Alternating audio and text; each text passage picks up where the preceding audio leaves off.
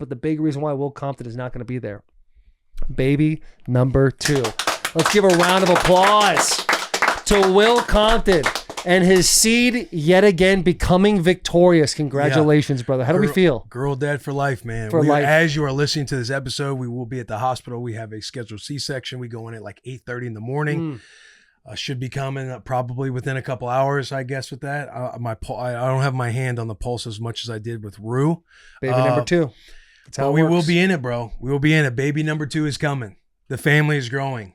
Family of 3, now family of 4, 5, counting a Waffle. Shout out to Pup Waffle at home right now, snuggled up on the couch. We've all forgotten about Waffle, but thank God we're still talking about her. Yeah. But yeah, man. Girl dad through and through, bro. You see me do that? You see me just smack my face with my own mic? Dude, if you had a crystal ball in your hand right now, what do you think you're going to realize?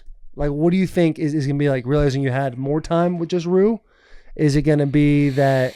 How is it possible that I'm going to love a kid as much as I love Rue? Like, what do you think? I think it's that one. I think it's like going into it, you know, my wife, Charles, and I, like we sit down and we're sad that the chapter with Rue is over where we give Rue all the attention and everything else. And it's kind of like, you kind of feel bad. She doesn't know what's coming. We've done our best to introduce her to this new baby. But I think that's what it is. It's like, you know, before we had Rue, and I was absolutely obsessed with Waffle, and I would tell Waffle in her sweet little ears that like, hey, you're going to be my number 1 forever. Don't even worry about this. Don't even trip over this next baby. Obviously, I forgot about Waffle. Kid's a little bit different. It's not like I'll forget about Rue. Rue will be my number 1. Could you imagine Waffle? Yeah, I know. But I think that's what it is. It's like people without kids, you can't conceptualize like, you know, the love, how your heart expands and you're able to love something way more than you love yourself, way more than everything, right? They're your number 1 over, you know, I would say that Charles would say the same thing, like over your marriage, everything else, like your kid becomes your number 1 thing. Like the amount of love that we have for Rue, that you had for your kids when it was Win at first and then Willow comes. For me, it's like, I don't know how to get my arms that I know I'm going to love the second kid, but it's like, until it happens, I have no clue. Right. I think that's like what it is. Because we're bummed. We hit the coffee shop this morning. I'm like, hey, let's rip a selfie. It's going to be the last time we're a trio. And yeah, I think I'm most excited about, outside of having another daughter, is like seeing Rue become a big sister. I think we're really fired up. We've tried our best to integrate this new baby as much as possible with Rue, like talking to the belly. Rue shops for her, like when we go to the mall, Rue will pick something out for her. She helped put together the baby room for her, like all these things to like get ready for baby number 2 coming. We also shout out the boy Stephen Che. He gave me a little bit of advice last week that we acted on, but Char was with Rue at the mall and Rue wanted these like Elsa jewelry. And we bought a gift for Rue that Rue doesn't know about, but whenever we bring the baby home, we're going to tell Rue that it's from the baby. Like we're going to try to do all the things that just integrate Rue into this world. And that was like Stephen Che's idea. Yeah, Stephen Che, he's like, hey, here's the only piece of advice that we did with our second one from our first. Like when Rue comes into I saw this video on Instagram, shout out Instagram. We know how I love to consume content on Instagram, but I saw this video to where it's like when you introduce the first one to the baby of the second one, have somebody else like holding the baby when Rue comes in the hospital room. So that way mom doesn't have the baby. Rue can come in and say hi to mom, can come in and say hi to dad. We'll have our nanny there who will be holding the new baby. So that way you can introduce Rue to the baby.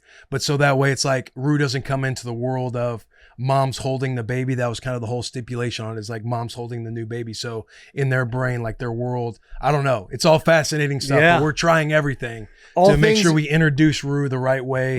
And yeah, dude, I think we're just going to be in the trenches. You know, obviously sleep's going to be a big thing. You're going to have to feed this thing, 7-8 times a day. Yeah, they don't do a good job of fending for themselves in the beginning. It's very difficult. Yeah. It's very difficult for them to go and work through that process. Yeah, try to figure out how we time up the nap times, how we spend time with Rue, how we spend time with the baby, how we try to get Rue involved as early as possible with it. I think that's all the things. Those are what all of the conversations have been around with this second baby coming. I'll tell you this: Wynn, my oldest, is a fantastic big sister, and all the things you just said, we did none of them. So I think you're gonna be all right. And I do want to brag on Rue a little bit, because I've obviously known Rue since she's coming to this world, and the little girl she was like even 6 months ago, like a little more shy, a little more cautious. Seeing her at the game the other day playing with JP, and then finally when JP went to the bathroom so I could get a little bit of time, started playing with me. Yeah, JP's like, dude, JP is like all-time uncle right now with that damn kid. And but her confidence, she she does a great job of saying what she wants, articulating what she wants, and not being nervous about like, hey, should I say this or say that? Like, she's very like clear what she wants. She wants to have a good time, and she has that energy of like great big sister energy. Yeah. She's so it fires me up. It's one of those things like everybody's like, hey, what advice do you have for a new kid? And people say like, oh, don't take advice, don't do this. Like, I don't know. It's like I'm one of those cats where I like to hear advice from everybody, like take in as much information as possible, and then grab parts where I'm like, hey, I kind of want to implement this in with this time around. So we'll see what happens. Dude. I like the gift idea. I do. I know. I've never heard that before in my life. Because I dropped that photo this morning of, hey, trio, we're about to be growing to 4, and somebody even in the comment section said that exact same idea. They're like, hey, you should buy a gift for Rue and say it's from the baby when the baby comes. But yeah, shout out Stephen Che. He kind of threw that one out there for me. I don't want to turn this into like a baby podcast, but I am interested in the C-section thing because so they basically like sedate Charo, obviously. Yeah. So she's kind of loopy. She's out of it. Yeah. How long, do you guys know how long it's going to be before they like, kind of get her juices back? Is it kind of like when you get the nitrous gas when you're at the dentist and they take it off, they put a little oxygen, you're good in 5 minutes? Or does it take a little bit of a moment for Charo to get back to it? You're asking the wrong guy. But the experience we had last time, so the reason we went C-section route this time was, for people listening to that pod back then, like Charo had you kind of write out like, we were going into it, we had a doula, we're learning about, Charo being pregnant, you're learning about what's to come, what to be prepared for when you're in the room and everything else. Like we had a plan, like she wanted as natural a birth as possible. But like all plans, they all go to shit. Always. And when that happened, Charo was in labor for close to 50 hours. Like she didn't want an epidural. She ended up getting 3 epidurals because 1 or 2 of them just didn't go right. Like one didn't work. So that was brutal. And she didn't come off like, I want to say like the 4 centimeter or 4 millimeter, whatever it is, 4 centimeter mark for hours. And to where she was just like, they were advising us and we were just like, let's just get a C-section after like 40 something hours of laboring. And so going into this one, I just think she didn't necessarily want to think about it. I think she's just like, let's just get one planned out. I've already done it once. She's already gone through that whole process. So let's just know what we're getting ourselves into. Yeah. One thing I remember when Charo had like a booklet of like her plan to have a baby and how it was all going to go. Mm-hmm. And Taylor was similar in some ways with the first child, but really like everyone was telling her like, hey, once you have a plan, just know that plan will be fucked. Yeah. You have no shot. Yeah. And so when Taylor and I went to Sedona when Charles was in labor and came back and she was still in labor. I know, because you guys hooked me up with some food. Yeah, we were just in that room forever. It was just it was tough, man. It was tough on Charo. Dude, I remember seeing Will going to drop off, I think it was sushi when we went to Sunda for you and picked up some sushi, and just seeing this man, it was like it wasn't even Will, it was just his body essentially moving around 40 hours. Like we're still grinding, and bro. also, we're still in it, bro. 50 hours of being in labor. I'm sure you took a couple of naps. Had to have some guilt naps One time, well, we had a doula, so it was like there would be times where I'm helping, I'm the one standing next to Charo and doing all that stuff, and then the doula would, and there was like, Charles was like, hey, go ahead and get you a nap. I was obviously like exhausted. She's exhausted too, but I'm like, hey, can I get some Z's right now? Can I do something? It doesn't help if we're both hurting. It was the first time where she was like, part of the plan when it was like, hey, let's just get an epidural. That'll probably help. Because again, she had moved off like 4 centimeters for like 10 hours at this point. And we were in the tub. We were doing all the different stuff. Bro. And so 10 hours. They came in to do the epidural. And then that's when I ended up falling asleep on the couch. Well, that epidural didn't work. And I wake up and she's just in it. And I'm, what's happening? What's this? What's that? Disoriented. I was out for like 90 minutes. Where's the burger? I thought I got ordered a burger. But Did you wake up to her like going through like she was making noise? The noise she was making woke you up. There was some noise that I was sleeping through, some pain that I was sleeping through. I know, bro. I know. You ate my burger? I know. hey, where's my burger? Where's the burger? You took the burger? Charles screaming. I remember Taylor's first contraction with Wynn. We had no idea when this stuff was going to start. We were in Green Hills in the parking lot next to the place that is now Shake Shack. And Taylor just like unbuckled her seatbelt immediately and started panicking and going around the car. I'm like, yo, what are you doing? She's like, I had never experienced that in my entire life. I was like, what was that? She goes, I think it was a contraction. I was like, oh, we are fucked. We don't stand a chance, dude. I just ordered. You feel like you can hang on for a But bro, bit? women are crazy the way they can take that. Yeah. Because after that first contraction, when the next one came, she ate it and then continued to eat it.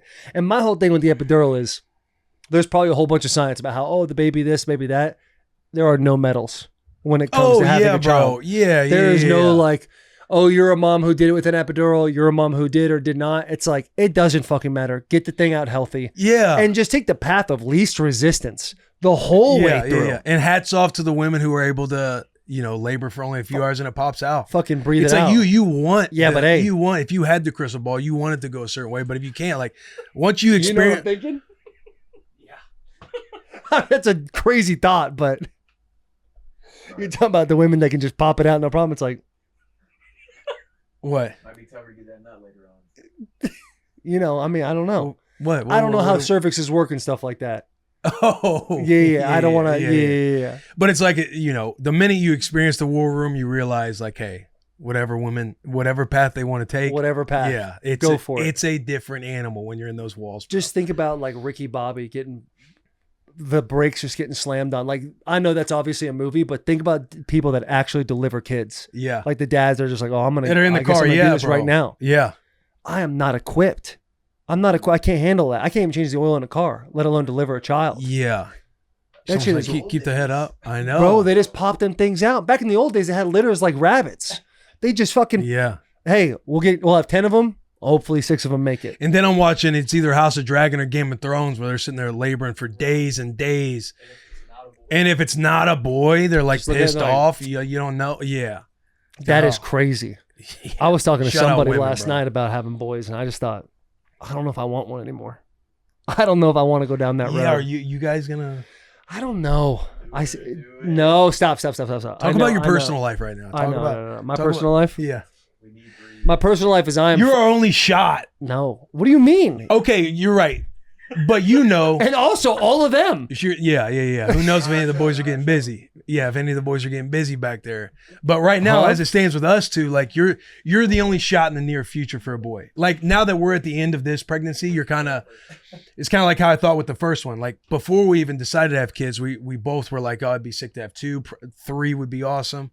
And then you have the first one, and then you witness the labor, you experience the labor that Charles had. It's like, we might only have one. Who knows? It's going to be up to her, like, because they got to go through so much more than us. And then now that we're at the end of the second one, before we had the second one, it's like, oh, okay, maybe we go for 3, maybe not. Yeah. Now that we're at the end of the second one, I can't even fathom like a third one coming in the picture right now. Right. Because literally just a few months ago, you were talking about quickly getting back on the horse and getting a third one quickly. Exactly. And so that's kind of where I'm in a waiver point always. Yeah. Right now where I stand, 2.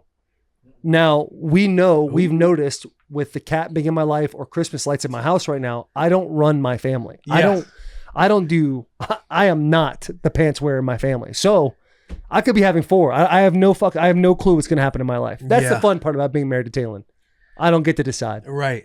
We know right now we're wearing our girl dad hats. We're wearing our girl dad hats, but we got some boy mom merch. Like again, yeah. You're the only shot in the near future. Dude, I just don't know for the brand. My piece can do it. I don't know if it can. I don't. Yeah. Couple in the middle, let it drizzle. You heard Randall Cobb. I don't have that capability, dude. My penis has never taken directions. It's been a straightforward type of deal the whole time. Jab for a couple minutes. When Cobb was talking about taking direction, I'm like, I thought there was just one lane. Yeah. A one straight lane. He's talking about left and right. That's just crazy to me. Shout out Randall Cobb's piece, dude. Yeah, shout out Randall Cobb's piece. Having all them boys that he's had. That is like just they're crazy. Gonna be athletes too. They are. There's no doubt about it. Yeah. And I would kind of I thought I wouldn't, but I would be a psycho athlete dad. I think I would fall into that trap a little bit. Not like Baby Gronk's dad, not like Ball's dad, but there would be a piece of me like your old man. Yeah. I probably would be like Dave a little bit. Yeah. I would be like Dave a little bit. Not all the way. You want him to be better than you. Yeah. That's the expectation that gets placed on. That's a tall order, boys. Listen, I don't want to. We're not pumping tires out here, but that's a tall fucking order, right? I mean, imagine you had a boy, 10 years in the NFL. I mean, you want him to get the full 10, complete the legacy. Yeah. Imagine if you had Imagine if you had a boy at 9 and he was in year 9 in the NFL and he's like, "Damn, I'm thinking about hanging up." Buddy. No. A piece of you'd be like, we could be the same. Yeah, we could be the same. Yeah, true. I don't know. Yeah, but anyway.